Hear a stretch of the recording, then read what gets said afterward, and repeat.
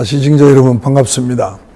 제가 이름값 정치 2011년도에 썼던 그 책의 제가 복원에 대한 부분에 대해서 말씀을 드리고 있는데요. 오늘 이제 이 음주에 대한 이야기를 끝으로 제가 끝내도록 하겠습니다. 나머지 통일 문제나 문화 문제나 과학 문제나 이런 것들은 제가 이 유튜브에 소개를 드리지 않겠습니다만은 시청자 여러분들께서 혹시 그 책을 구하고 싶은 분은 저희 그 초랑에 있는 정의화 그 의장 기념관에 오시면 한 권씩 정정해 드리도록 하겠습니다. 오늘 마지막 시간으로 음주에 대한 말씀을 드리겠는데요. 음주 문화 개선이 장수 복지 사회의 저는 첫걸음이다. 이런 소제목으로 글을 써드렸습니다. 두주 불사 많이 들으셨죠? 그리고 후레자 삼배, 뒤에 온 사람은 석잔 마셔야 된다 이런 거죠. 그 술에 관해서는 우리처럼 이렇게 호방하고 너그러운 풍속을 지닌 민족도 드물 것입니다. 우리나라는 1인당 알코올 소비량이 슬로베니아에 이어서 세계에서 2등을 차지할 정도로 음주 대국입니다. 중년 남성 사망률 세계 1위가 부끄러운 기록인데요. 이것도 음주와 무관하지 않을 것입니다. 실제 통계청에 의하면 지난 2008년도에 제가 이 책은 2011년도에 썼습니다. 그래서 3년 전에 알코올 관련 사망자 수가 총 4,643사람으로 1일 평균 12.7명, 그러니까 약간 13명에 이르고 있고, 인구 10만 명당 사망자 수는 남성이 17명, 여성이 한 1.6명 정도 된다는 겁니다. 또한 음주로 인한 사회경제적 비용은 20조 990억 원으로 GDP의 2.9%에 달한다. 이렇게 되어 있는데요. 사실 제가 이 책을 쓴 이후에 지금 2025년도가 되었습니다만 그 이후에 우리 소위 이제 국민술이라는 그 소주가 저희들이 한 20년 전에는 한 20도 정도 되던 것이 지금 이제 16도 정도로 이렇게 도수를 낮춤으로써 여성들 음주 하시는 분이 굉장히 많이 늘어났고요. 그리고 아주 저도 경험상 여성들 중에서도 아주 소위 이제 술이 세다 뭐 이런 이야기를 하는 그런 술이 센 여성도 꽤 많이 봤습니다. 그래서 이 당시에 그러니까 15년 전에 쓰여진 이 책의 당시에 10만 명당 여성 사망률이 음주로 인한 것이 1.7명으로 보는데요. 그런데 지금은 아마 그것보다 훨씬 더 높아졌을 것으로 그런 생각을 합니다. 제가 이제 사회 경제적 비용이 20조 990억이라고 그랬는데요. 그게 GDP의 2.9%에 달하는 건데요. 이거는 다분히 경제적인 측면만 고려한 것일 뿐이고, 알코올로 인한 질병과 그리고 정신 건강 문제, 그리고 가정 파탄, 그리고 노동력 상실, 또 이로 인한 국민 의료비 급증, 그러니까 건보 재정이 굉장히 악화되겠죠. 그런 급증에다가 범죄 발생과 같은 그런 사회적 측면을 전혀 고려하지 않은 수치입니다. 그래서 만약에 이것을 다 고려한다면 저는 사회 경제적 비용이 훨씬 더 많을 것이다. 이렇게 생각을 하고요. 얼마 전에 그 하버드 대학의 인간 성장 발달 연구소의 그 자료를 보면은 75년간 그 연구한 자료입니다. 그걸 보면은 부모 중에 한 사람이 알코올 중독자인 경우에 그 가정은 전부 다가 파탄에 이른다는 겁니다. 자식들도 아주 불행해질 확률이 굉장히 높다는 겁니다. 그래서 만약에 여러분들이 자제나 손주들이 훌륭한 사람이 되기를 바란다면, 건강한 사람이 되기를 바란다면 알코올 중독은 꼭 조심하셔야 된다. 이 말씀을 제가 오늘 드리고 싶습니다. 지금까지 우리는 음주에 대해서 지나치게 관대함을 보여왔습니다. 술 잘 마시는 사람이 일을 잘한다거나 또는 대인관계가 좋다는 인식을 알게 모르게 강요한 것도 부인할 수 없습니다. 그런데 사실 2020년에 코비드-19 코로나 팬데믹 이후에 음주 문화도 상당히 많이 달라졌다고 저는 그렇게 느끼고 있습니다. 그래서 식사하면서 반주는 하지만 2차로 술 마시러 가는 경우가 굉장히 적어졌다. 그리고 우리 국민들도 이제는 술이 인체에 해롭다는 것을 많이 느끼고 있는 것 같아서 아마 그 술 주류 판매도 많이 줄였지 않겠느냐, 이런 생각을 제가 혼자 해봅니다.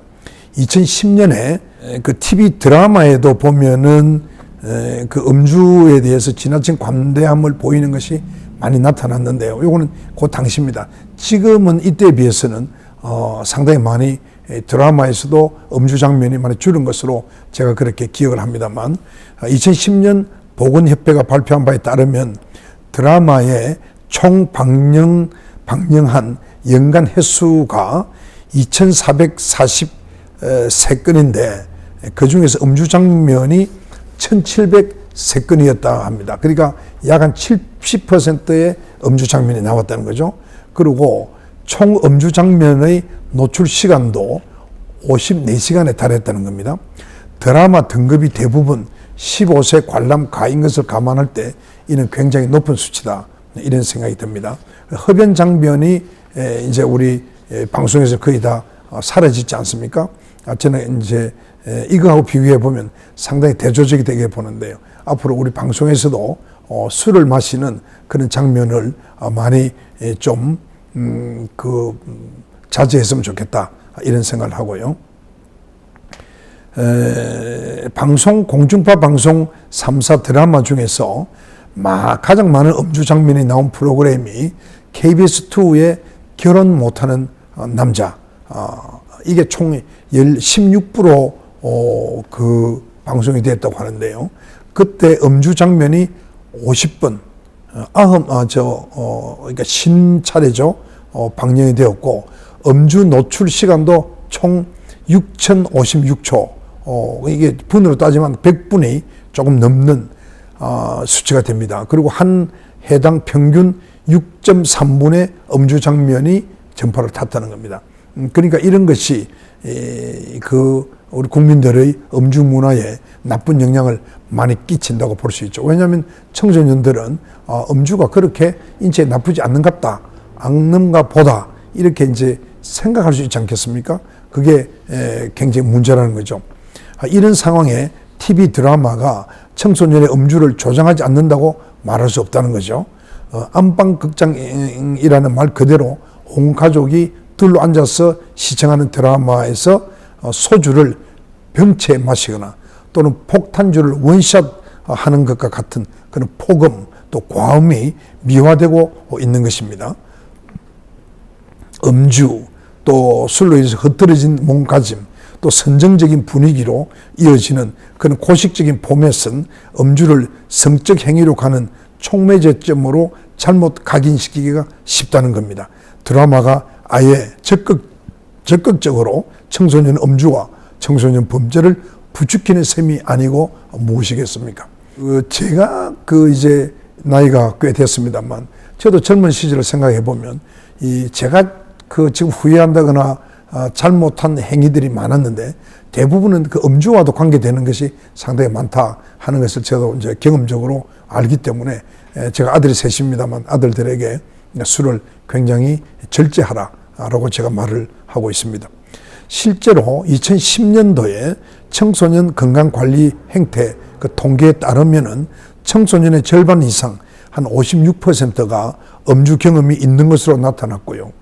첫 음주 나이가 평균 13.2세, 그러니까 중학교 1학년 정도 되죠. 음주 경험자 중 셋 중 한 명은 한 번에 평균 소주 10잔 이상, 여자는 5잔 이상을 마시는 고위험 음주자로 드러났다는 겁니다. 음주 경험자 중에서 세 사람 중에 하나니까 굉장히 이거는 많은 거죠. 최근 우리나라 청소년의 음주는 그야말로 심각한 수준이다. 근데 이것도 지금 제 경험으로는 이게 2011년도에 제가 쓴 글인데요. 지금 2025년도 현재 시점에서 보면 청소년 음주는 그때보다는 좀 좋아졌지 않나, 저는 그렇게 생각하는데, 더 큰 문제는 오히려 그때까지 문제가 되지 않았던 마약이 지금 굉장히 심각해졌다. 그래서 지난번에 제가 마약에 대한 방송도 한번 했습니다만, 정말 마약은 단 한 번이라도 마약을 섭취하거나 맞으면 바로 그 일회로서 중독에 빠지기 때문에 마약은 정말 금해야 되는 것입니다. 근데 지금 그것이 좀 청소년 사이에 늘어난다는 얘기를 듣고 굉장히 제가 걱정을 많이 하고 있습니다. 음주 문화 이제는 바뀌어야 합니다. 사실 적당한 음주는 정신적 긴장을 누그러뜨려서 분위기를 좋게 하고, 소량의 음주는 심장병이나 치매에 좋다는 연구 결과도 있습니다. 그러나 근자에 와서는, 이건 제가 2011년에 쓴 겁니다만, 근자에 와서는 단 한 잔의 와인 한 잔도 또는 술 한 잔도 인체에 해롭다. 그렇기 때문에 안 마시는 게 좋다 하는 것이 있습니다. 그걸 저도 알면서도 가끔 반주로 한 잔씩 합니다만은, 저는 한 잔 내지 두 잔, 소주로 치면 한 잔, 물하고 섞어서 한 두 잔 정도 이상은 마시지 않습니다만, 저도 조만간에 이제 술을 완전히 입에 대지 않는 그런 사람이 되어야 되겠다라고 생각은 하고 있습니다. 굳이 이러한 과학적 근거가 아니더라도 일반적으로 술은 삶에 약간의 긍정적인 측면도 있기 때문에 담배에 비해서 규제가 덜한 것 같다. 그러나 나는 술도 담배와 마찬가지로 건강을 해치는 주범이라는 주장을 굽히고 싶지는 않다. 현행 건강정신법상 담배에만 부과한, 이게 이제 담배 이원인가 부과하는 이 법도 제가 만드는 법인데요. 그게 지금 이제 국민건강 그 법으로 인한 부가세죠. 그게 꽤 모여서 그 돈을 가지고 건강보험 공단에도 일부 지원해주고 있는 것으로 알고 있습니다만, 그 국민 건강정진 부담금을 술에도 매겨서 잘못된 그런 우리 술 문화도 바꾸기 위한 그런 캠페인도 벌리고요. 담배에만 할 것이 아니고 술에도 그렇게 해서 술의 폐에 대한 다양한 연구와 알코올 중독자에 대한 의료 서비스를 확대해야 한다. 제가 그때 이렇게 주장했는데요. 사실 제가 담배 이원을 부과할 때 이 술에 대해서도 부과하려고 했는데, 그때 실패한 이유가 그 주류에 대한 많은 긍정적인 이야기하는 사람들, 또 주류 판매나 수입자들의 그 아주 강한 로비에 제가 아주 큰 벽을 느꼈던 기억이 지금도 생생하게 납니다. 이렇게 말하고 있는 나 자신도 서울에서의 호라비 생활로 술이 국회의원 되기 전보다도 좋게 2배는 늘어서, 제가 국회의원 때 전에는 소주 한 잔이 주량이었는데 국회의원 하면서 소주 반병이 주량이 되었으니까요. 한 서너 병 더 늘어나서, 이 글을 쓸 당시에도 제가 좀 걱정이다 그렇게 했는데, 그 뒤에 제가 쭉 조심을 해서 지금 비교적 그런 대로 건강을 갖고 있습니다만, 앞으로는 더 술을 이제 금기해야 되겠다 이런 생각을 합니다. 음주 자체를 우리 사회로부터 완전히 격리시켜야 된다는 뜻은 아니다. 치열한 삶의 현장에서 잠시 벗어나서 술잔을 기울이며 삶의 노고를 푸는 것까지 막자는 것은 아닙니다. 다만 그 폭탄주나 그렇게 대변되는 잘못된 음주 문화만은 건절하자 하는 것이고요. 폭음과 그 과음이 인체에 굉장히 해롭다는 것을 한 번 더 이 기회에 여러분들에게 주지시키고 싶습니다. 술을 권하는 사이에서 음주 문화의 상징처럼 주당들의 후대를 받아온 것이 폭탄주지 않습니까? 이제 이런 폭탄주도 저는 짧은 시간에 술을 빨리 마시고 취해야 되겠다 이런 사람을 가끔 봅니다만, 이런 것이 뇌와 또 심장과 그리고 신경 또 고환 안에 그런 조직을 망가뜨리고 대뇌 전두엽에 아주 기능을 마비시키기도 한다는 것을 꼭 기억하시고, 이것이 계속되면 알코올 중독이 되어서 말년에 굉장히 문제가 되고요. 지금 70 이후에 치매도 문제가 되지 않습니까? 지금 대기오염이다, 흡연이다. 마찬가지로 이 음주도 치매와 아주 긴밀한 관계가 있다는 것을 강조드립니다. 사람들은 예로부터 무병장수를 원해왔습니다. 이른바 오복에 속하는 것들 가운데서도 그러니까 수명이죠. 수가 첫째로 오는 것도 바로 그러한 이유에서다. 중국의 민간에서는 5대가 한 지붕 아래 사는 것도 오복의 하나로 쳤다고 합니다. 5대가 한 지붕 살라고 그러면 아주 장수해야 되지 않겠습니까? 그래서 장수의 소망을 좀 더 인상적으로 표현한 것에 지나지 않는다는 거죠. 장수를 누리려면 사고와 질병을 물리쳐야 된다. 이를 위해서는 예방 노력이 굉장히 중요하다 하는 것을 제가 한 번 더 강조드리고요. 음주 문화를 바꾸는 것, 바로 장수로 향하는 지름길에 첫 발을 내딛는 것이다. 제가 이 말씀으로 건강에 대한, 건강과 보건에 대한 제 이름값 정치 그 책의 소개를 끝내고, 다음 시간부터는 제가 읽은 책 중에서 근자에 그 사진과 함께 읽는